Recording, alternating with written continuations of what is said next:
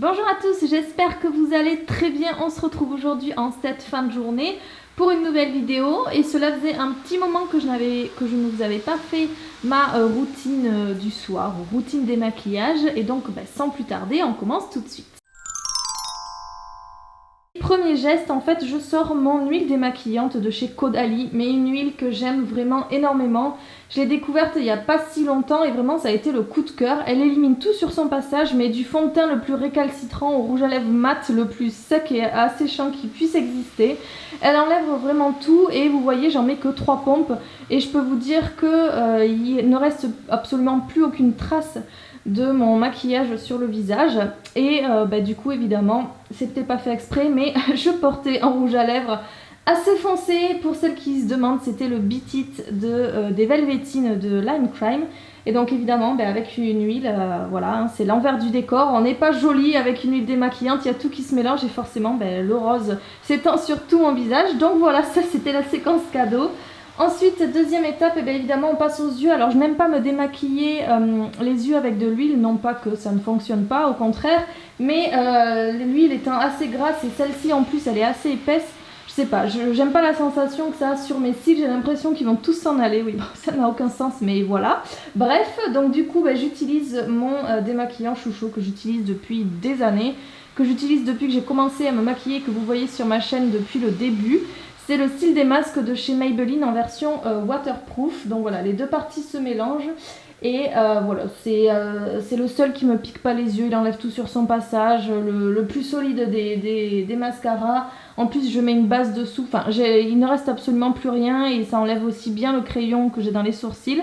Donc voilà, donc je file sous la douche et j'utilise en fait mon démaquillant. Donc c'est le gel démaquillant tout simplement à la rose de chez NYX, que j'aime énormément, qui démaquille très bien, qui sent mais divinement bon, évidemment si vous aimez la rose, mais alors il sent divinement bon. Ensuite, prochaine étape, forcément je me sèche le visage et puis après je me passe, histoire d'enlever toute trace, oui parce que je suis un peu toquée du démaquillage, donc j'utilise la lotion démaquillante de Garnier. Donc celles-ci sont sorties il n'y a pas si longtemps que ça.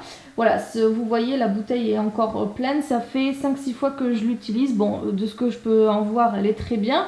Mais je vous ferai mon retour si vraiment elle a changé ma vie, je vous le dirai en vidéo. Donc voilà, sur un coton, j'enlève les dernières traces et je peux vous dire que même après un gel nettoyant, une huile, etc., il vous reste toujours des traces de maquillage. Donc voilà, pour parfaire tout ça, un petit coup de coton. Ensuite, je passe à mon sérum. Donc celui-ci, c'est le Advanced Night Repair de chez Estée Lauder. Celui qui coûte un bras, un rein, une jambe, tout ce que vous voulez. Mais qui malheureusement pour mon porte-monnaie est vraiment très bien. Il a de très très bons effets sur ma peau. Depuis que je l'utilise, je n'ai absolument plus aucune imperfection. Et voilà, j'ai beaucoup moins de rougeur. Enfin, c'est une merveille ce sérum. Donc voilà, là il en faut ne serait-ce qu'un petit coup de pipette, une ou deux gouttes, et il s'étend très très bien sur tout le visage. Je le laisse pénétrer et ensuite je passe à mon spray Cérozinc que je vous ai montré dans mes derniers favoris. Donc c'est un spray tout simplement au zinc pour les peaux grasses et les peaux à problème de chez La Roche-Posay. Voilà, comme je vous disais, moi je l'aime énormément parce qu'en entretien quotidien, il a vraiment affiné mon grain de peau. Ensuite, je passe à mon contour des yeux. Donc pareil, je vous en ai parlé dans ma dernière vidéo. C'est la crème contour de chez Origins, la crème rafraîchissante, énergisante, je ne sais pas quoi. Alors je vous la conseille pas, non pas qu'elle soit très mauvaise, mais en fait elle n'a absolument aucun effet pour le côté éclat ou autre. Ça n'a absolument rien changé, donc passez dessus. Et ensuite j'utilise ma crème de nuit, donc celle de Green People, c'est la crème fructueuse puisqu'elle est aux acides de fruits. Ça vient un petit peu grignoter un petit peu ma peau finalement, alors rien de bien violent évidemment, mais voilà, ça enlève un petit peu les peaux mortes etc. que j'ai pu amasser dans la journée, donc c'est pas plus mal.